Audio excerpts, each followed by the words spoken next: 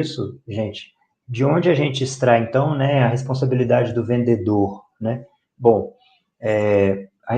constatado o vício redibitório, né, para a gente falar em responsabilidade, a gente não está falando de ter encontrado um defeito, simplesmente, né? Não é a mancha da infiltração surgiu na parede, né? Não é.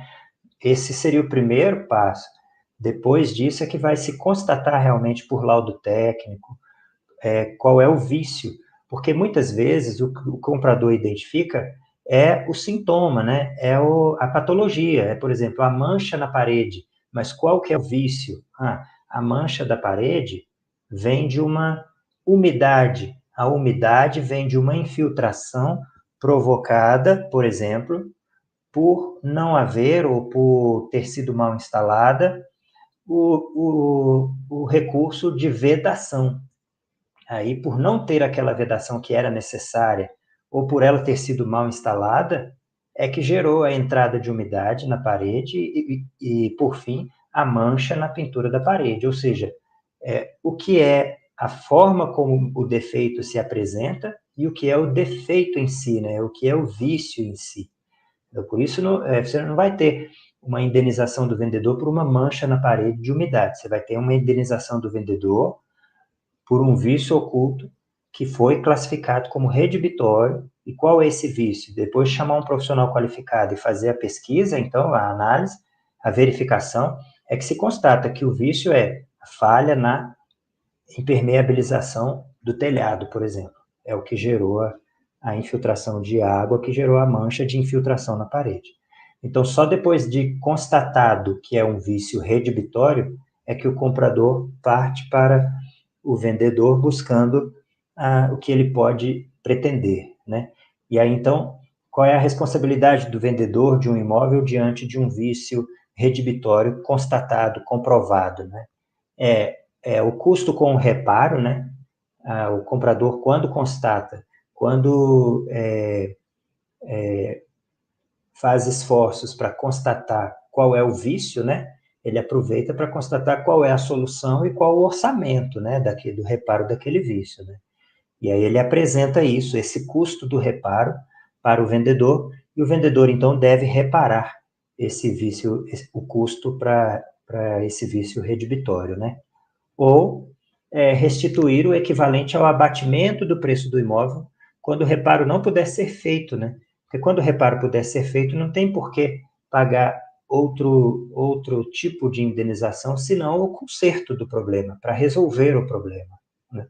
Mas não sendo possível o reparo no vício, então, e é possível conviver com esse vício, é como dizer, olha, vou dar um exemplo aqui, existem regiões de casas em que, pela natureza do solo, as casas infiltram pelos pilares, as casas infiltram pela fundação. Então, é quase que inevitável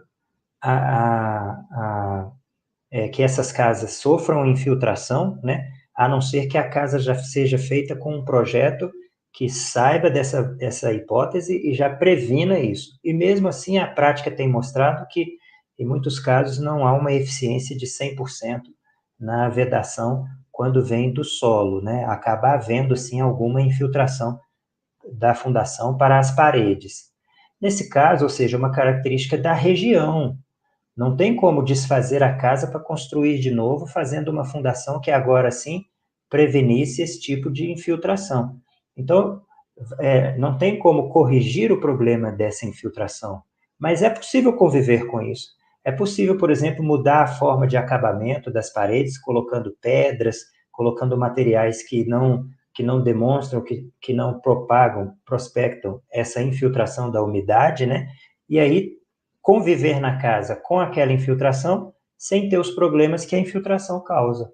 Nesse caso é que haveria essa segunda hipótese, ou seja, é que o vendedor, ao invés de custear os reparos, que não serão eficientes, ele vai restituir o equivalente ao que aquele vício, que aquele problema abateria no preço do imóvel, abate, né, no preço do imóvel, caso fosse constatado, revelado antes, né? Por quanto se venderia essa casa? Uma casa com essa infiltração, ela custaria menos quanto, né? E aí é isso que o vendedor vai, então, aqui se responsabilizar.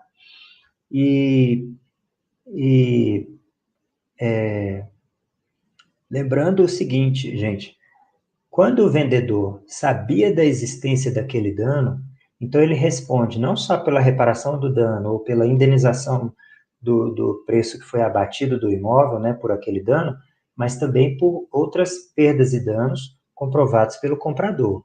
Olha, o comprador pode ter tido outros prejuízos com aquele vício, mas ele só vai poder cobrar na medida do conserto ou do reparo do dano, né, do vício. Mas quando ele comprova que aquele vendedor sabia da existência daquele vício e mesmo assim vendeu a casa sem revelar o vício, vendeu o imóvel sem revelar o vício, então aí o comprador pode pedir sim como indenização, como reparação, outras perdas que ele tenha tido aí no curso, que ele tenha sofrido com as consequências desse vício, desse dano, ou que ele já tenha gasto na solução de reparar aquele problema aparente ou até o vício mesmo, né?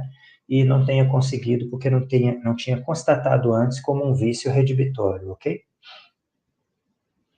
Então, a responsabilidade do vendedor, ela vai ser majorada, ela vai ser agravada na medida em que o comprador conseguir comprovar que esse vendedor conhecia aquele vício antes no momento da venda do imóvel, né? É difícil constatar isso, mas é possível, viu? Eu já vi casos, por exemplo, em que, ao procurar o engenheiro que ia solucionar o problema, que ia identificar o que estava acontecendo, aquele mesmo engenheiro manifesta, olha, eu já fui procurado para esse imóvel. O fulano de tal já havia me procurado, eu já havia constatado esse problema e havia dito a solução. Aí pronto, fica caracterizado que aquele vendedor já havia chamado aquele profissional, já sabia do dano e mesmo assim colocou à venda o imóvel sem revelar, né, que aquele problema existia, né? Isso agrava então a responsabilidade do vendedor.